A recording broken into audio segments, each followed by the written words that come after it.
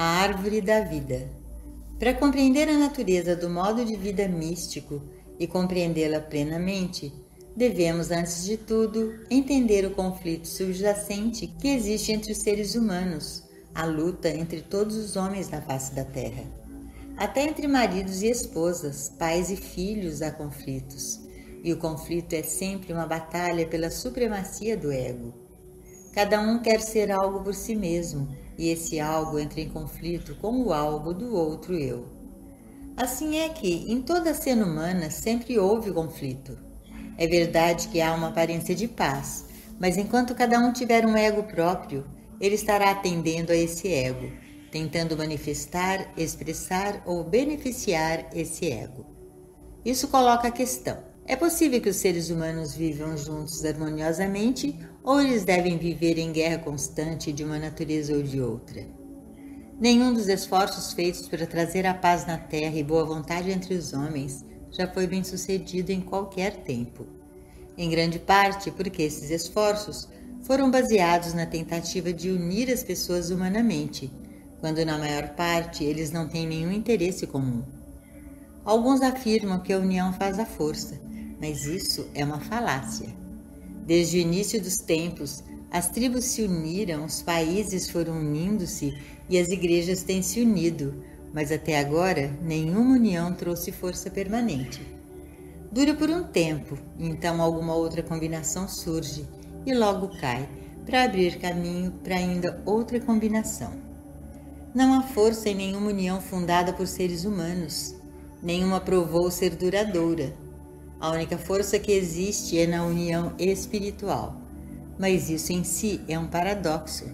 Não pode haver realmente uma união espiritual, porque não há realmente dois para se unirem. Existe apenas um ser. E desde que eu reconheça que o ser que eu sou é o ser que você é, eu não posso ser antagonista em relação a você, mas também não posso me unir a você, porque na verdade não há dois de nós, só existe um. Pode haver muitas formas, mas por trás das formas existe apenas um. A verdadeira paz só pode ser estabelecida entre nós quando os egos são subjugados, na percepção de que há apenas um ser, um eu, e Deus é esse ser, esse eu, o ser de cada indivíduo. Agora, em vez de estarmos em conflito um com o outro, estamos unidos. Pode haver 100 papaias em uma árvore, mas há apenas uma vida, uma árvore, e qualquer coisa que prejudique a árvore acaba prejudicando todas as partes da árvore. A vida da árvore constitui a vida de cada ramo e de cada fruto sobre ele. Se cada mamão sentisse que tinha uma vida, uma dignidade e uma identidade própria, haveria em breve uma luta. Apenas por causa da unicidade da fruta com a árvore, pode a árvore, os galhos e os frutos permanecerem juntos harmoniosamente. Agora, por um momento, tente visualizar um ramo de uma árvore que é cortado, que partiu-se a si mesmo, não tendo qualquer relação com a árvore, e você entenderá o que significa dualidade. Além disso, fosse possível que qualquer parte da árvore tivesse um ego, seria também possível para um ramo tornar-se invejoso de todo o bem que está na árvore e querer um pouco dele, ou então a árvore, vendo a glória do ramo, poderia querer subjugá-lo ou possuí-lo. Mas olhe de novo e veja aquela ramificação de volta em sua árvore. Agora existe uma árvore e uma vida, e a vida da árvore é a vida de todos os ramos da árvore. Não há união ali, porque ali não há dois, existe apenas um. Pode haver dezenas de ramos, mas só uma vida, uma inteligência, uma fonte de suprimento. Apenas uma. E, portanto, nenhum ramo de uma árvore pode entrar em conflito com qualquer outro ramo dessa árvore. Se entendemos isso sobre uma árvore, em breve poderemos também entender e perceber que existe uma árvore da vida, uma fonte central da vida, e que somos todos partes dessa vida. Nós não somos ramos separados como parecemos ser, mas estamos unidos por um laço invisível que é a própria vida, o tema central do ser. A vida é a árvore da qual somos todos ramos, e todos nós derivamos nossa vida, inteligência, amor, cuidado e proteção da mesma fonte. Vamos retornar mais uma vez ao ramo que foi cortado da árvore, um ramo que está carregado de frutos nesse momento. Imagine quão orgulhoso esse ramo da árvore poderia estar do seu fruto maravilhoso e como poderia pensar: que coisa gloriosa eu sou tão lindo, eu tenho essas lindas flores, eu posso trazer uma fruta tão deliciosa. Então imagine o que poderia acontecer com todos esses frutos em apenas alguns dias, quando, porque o ramo foi separado da árvore, a vida não estaria mais alimentando esse ramo, e quando a vida não alimenta mais, nada mais há a fazer além de murchar, e naturalmente não haveriam mais flores e nem mais frutos dos quais se orgulhar. Isso é semelhante ao que acontece com uma pessoa quando ela acredita que é inteligente, boa, forte, rica, saudável ou de boa moral. Pense o que acontece com essa pessoa quando um dia desses, andando por aí como um ramo separado, ela começa a sentir-se murchar por dentro e ouve seus amigos dizerem: "Oh, isso é natural, você está velho." Mas não é nada natural, não do ponto de vista espiritual. É natural só porque ela tem alimentado seu ego e acreditando que ela por si mesma é alguma coisa, quando a verdade é que ela é algo somente porque ela é um com a árvore da vida. Aqueles que estão vivendo a vida do ego estão lutando ou competindo um com o outro, tentando superar ou ser melhor que o outro, mais rico, mais bonito e vivendo uma vida de atrito, porque sempre há uma sensação de dualidade. Onde e quando há dualidade, há obrigatoriamente atrito, porque uma pessoa está sempre se batendo contra a outra. Mas todo esse atrito desaparece, toda competição e toda oposição desaparece na realização da unidade. Quando a convicção da unidade é percebida, percebemos que cada ramo deriva seu bem de sua fonte e, portanto, não há necessidade de um ramo competir ou lutar com outro ramo para tentar obter o melhor ou superar o outro, porque cada ramo então percebe o que John Burroughs tão lindamente expressa em seu poema Waiting: o meu próprio bem virá para mim. Por que isso virá? Porque vem para nós da nossa fonte, não de outro ramo, não de outra pessoa e não de sair pelo mundo tentando consegui-lo. Isso remove qualquer desejo ou compulsão de tirar qualquer coisa de qualquer pessoa ou de atrair qualquer coisa para nós de qualquer fonte externa. Meu próprio bem virá a mim, mas meu, não seu. O nosso próprio bem virá para nós da fonte, porque somos ramos da árvore da vida e nós somos alimentados pela vida daquela árvore, que encontra um modo de nos conduzir para acima do chão, qualquer que seja a necessidade de nossa natureza particular. A função de um ramo é ser, mas ainda sabendo que não é apenas um ramo, mas parte de uma árvore. Quando olhamos para uma árvore de longe, nós não a dissecamos e nem discriminamos. Aqui é o tronco de uma árvore e ali é uma folha. Não, nós vemos a árvore como um todo, constituída de tronco, galhos, folhas e frutos.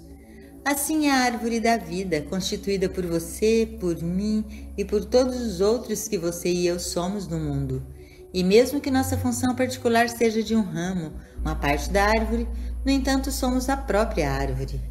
Enquanto estivermos unidos à árvore, a vida da árvore estará nos suprindo com sabedoria, amor, orientação, direção, atividade, remuneração e reconhecimento, com tudo o que deve se tornar parte da nossa vida. O homem ego, o homem da terra, está sempre se afirmando no mundo, discutindo, lutando e competindo. O contemplativo, o homem de Deus, pode estar no mundo fazendo o seu trabalho, seja qual for, mas mental e espiritualmente ele está em casa, dentro do seu próprio ser. O contemplativo não se retira de uma vida ativa. De fato, ele pode se tornar cada vez mais ativo. Ele seria, sem dúvida, melhor qualificado para ser o presidente de uma corporação do que um homem ego, porque o homem ego poderia realizar apenas o que seu próprio poder mental poderia abranger, mas o contemplativo atrairia sua sabedoria de uma fonte interior, a qual o homem ego não tem acesso. O contemplativo sabe que o ramo não pode ditar regras à árvore, e que o ramo não precisa dizer à árvore o que ele precisa, nem se e nem quando precisa. O ramo sabe que tem que se aquietar e deixar a árvore manifestar sua própria glória, e qualquer glória que a árvore manifeste será regada e compartilhada com os galhos, e isso incluirá tudo o que o ramo pode precisar. A única função de um ramo é ser na serenidade e ainda deixar que no devido tempo a vida da árvore forneça ao ramo tudo o que ele precisa. E quando o ramo estiver cheio de flores e frutos, em vez de se orgulhar disso, o ramo será humilde e se lembrará de estar apenas revelando a glória da árvore, e que por si mesmo não cria nada e nem consegue criar beleza, frutos e essa riqueza. Quando o bem começa a se desdobrar em nossa experiência, seja paz, harmonia, saúde ou abundância, ou o que quer que seja, temos que desenvolver essa profunda humildade que nos permite reconhecer que esta é a manifestação da glória de Deus. É Deus se mostrando como nossa saúde, nossa vida e nosso suprimento. E no reconhecimento disso, nós contemplamos a graça de Deus, o seu amor, onipresença e onipotência. Ao permanecer nesse estado contemplativo, estamos permitindo a lei da vida funcionar em nossa mente, em nosso ser, nosso corpo e nosso trabalho. Além disso, o fluxo é normal, porque não é confuso ou interrompido por um ego tentando se gabar, se enfeitar e dar crédito a si mesmo. É tão fácil pensar que podemos nos beneficiar uns dos outros. Essa é a crença natural, do homem ego. No entanto, um ramo não pode realmente beneficiar-se de outro ramo, porque o que quer que seja benefício que possa vir para você ou para mim através um do outro, é realmente a própria vida usando-nos como instrumento. As bênçãos que vêm de qualquer direção em nossa experiência são realmente o próprio Deus fluindo para nós. É verdade, claro, que como servos do Altíssimo também servimos uns aos outros, mas servimos apenas como instrumentos de Deus. A verdade que nos permite servir uns aos outros é saber que eu não tenho nada para dar a você e você não tem nada de seu próprio para me dar. Nós derivamos nosso bem da mesma fonte porque somos uma árvore. Nós somos a manifestação de uma árvore da vida e por uma ligação invisível somos todos ramos dessa única árvore. A pessoa que sabe disso está começando a se purificar do ego, porque ela não se vê como a fonte do bem de outra pessoa. Ela está pensando apenas em termos de um e não de dois. Onde existem dois, haverá eventualmente atrito, mesmo quando alguém estiver fazendo bem temporariamente para o outro. O antídoto para todo atrito é uma compreensão da unidade. Nós devemos manter uma imagem da árvore da vida diante de nós, conscientemente, e devemos nos ver como ramos dessa árvore, cada um crescendo do centro para a circunferência, sem dependência um do outro, ainda que com uma cooperatividade, porque somos partes de um todo completo. Na vida mística, uma pessoa vive constantemente e conscientemente no centro, na realização da unidade. E apesar de toda a tentação para ver a dualidade, oposição ou competição, ela sorri interiormente na percepção. Não tenhas medo, sou eu. Há apenas um de nós aqui, não dois. Não existe um eu em perigo, não existe um eu em competição, não há um eu e mais um inimigo. Isso seria dualidade. O caminho do místico não é uma luta para superar os inimigos e um esforço para fazer amigos. O místico sabe, isto sou eu. Eu sou esta árvore que é tudo que existe. Mesmo se eu estou vendo 1000 diferentes ramos, ainda é uma árvore. Isto sou eu. Não tenhas medo. Há uma árvore da vida e nós somos todos um nessa árvore e desta árvore. Por longos meses e às vezes até anos, os místicos são confrontados com tentações externas para acreditar na dualidade, para acreditar que existe um eu e um outro. Eles superam tais tentações pela capacidade de olhar ao redor e perceber que, mesmo que pareça haver uma dúzia de pessoas diferentes, na verdade elas são todas uma só árvore, todas são partes da árvore da vida, e portanto o que for bom para um é bom para os outros. Este é o ensinamento do Mestre. Ama teu próximo como a ti mesmo. E é só quando estamos vendo nosso próximo como parte dessa árvore da vida que estamos amando-o como a nós mesmos. Nós o vemos alimentado por dentro, sustentado, fortalecido, curado e ressuscitado de dentro, não precisando de qualquer ajuda externa. Ao viver esta vida, o místico torna-se uma bênção, sem conscientemente o desejar ou tentar ser. Todos aqueles que entram em sua presença sentem algo emanando de sua consciência. E o que é que eles sentem? Nenhum desejo de fazer o bem, apenas a habilidade de viver no centro, nessa contemplação da unidade. O homem-ego está sempre desejando algo fora daqui. Ele está sempre conseguindo algo, fazendo algo, conquistando algo. Isso resulta em turbulência interna e externa, que pode ser sentida. O místico está sempre vivendo no centro do seu ser. Independentemente do trabalho que ele realiza, ele não tenta alcançar ou competir. Ele não se esforça para conseguir qualquer coisa de alguém. Ele está em repouso, e esse descanso é sentido por todos que tocam sua consciência, isto é, todos de uma natureza sensível. Sempre que a competição, oposição ou atrito de qualquer tipo vier em nossa experiência, retiremo-nos para esse centro do ser e, por perceber que não somos dois, mas um, novamente estabelecemos a ordem da divina harmonia. Contanto que possamos traduzir uma aparência de dualidade na imagem da árvore da vida, nós somos a luz do mundo e uma bênção para ele. O princípio que uniria as pessoas e asseguraria a harmonia de relacionamentos frutíferos na família, na comunidade e eventualmente no Estado, nação e em todas as nações do mundo é a união consciente com Deus.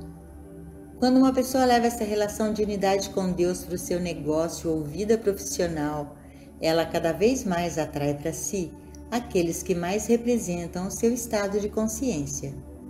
A chave para uma vida plena, bem como a chave para o sucesso, é a unidade com Deus. Somente em nossa relação de unidade com o Pai podemos ter um vínculo permanente em todo e qualquer nível da existência humana, no nível de amizade, no nível conjugal, social e de trabalho.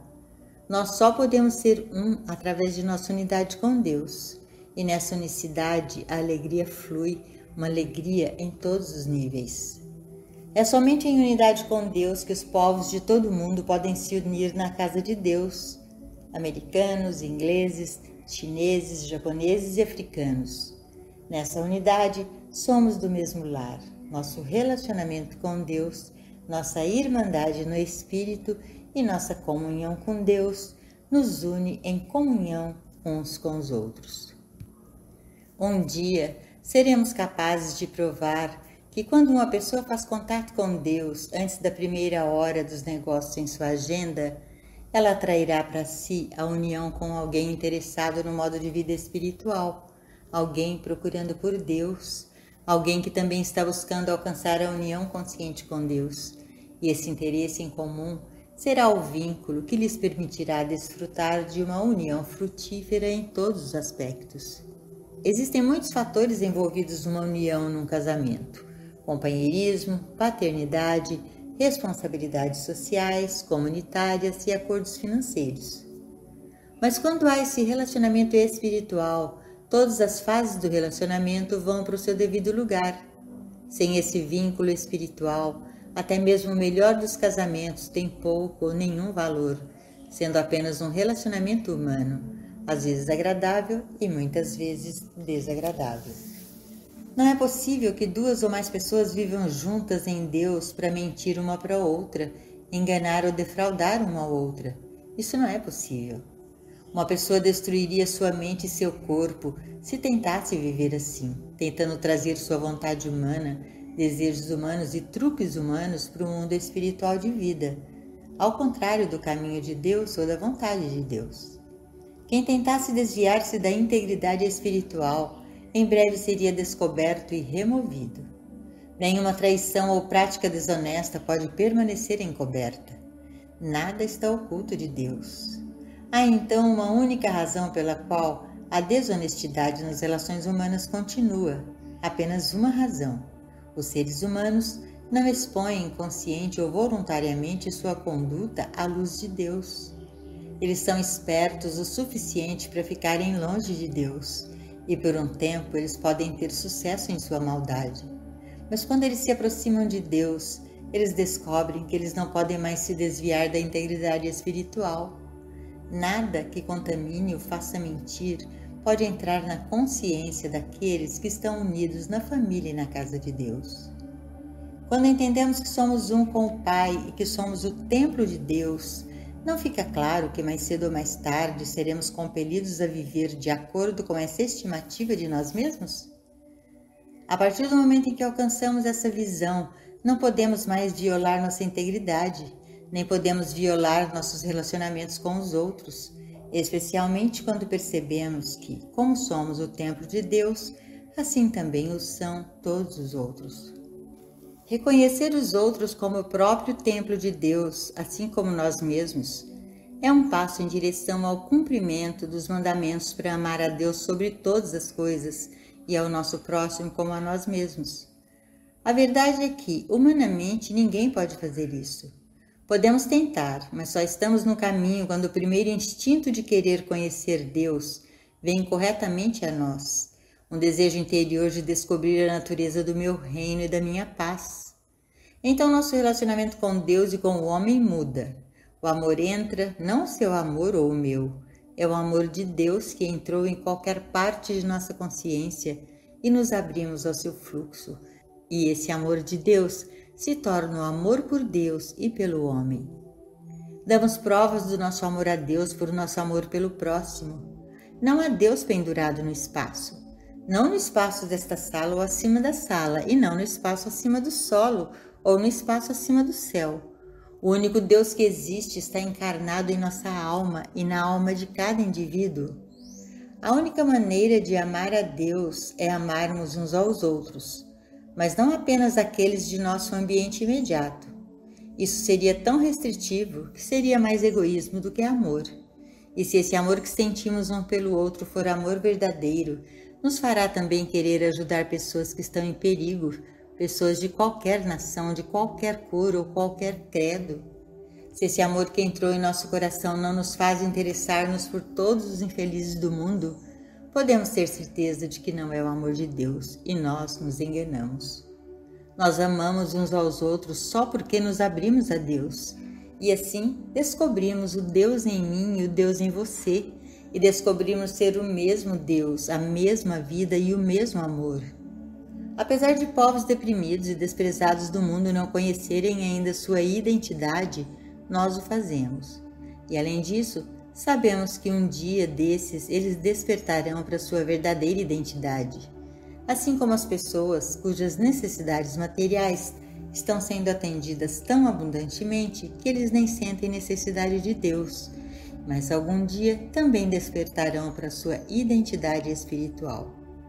Pode haver paz na terra, paz entre as nações e as raças, paz em nossas comunidades, paz em nossas casas, mas esta paz só vem em base permanente quando é por causa de alguma medida de realização de nosso relacionamento com Deus.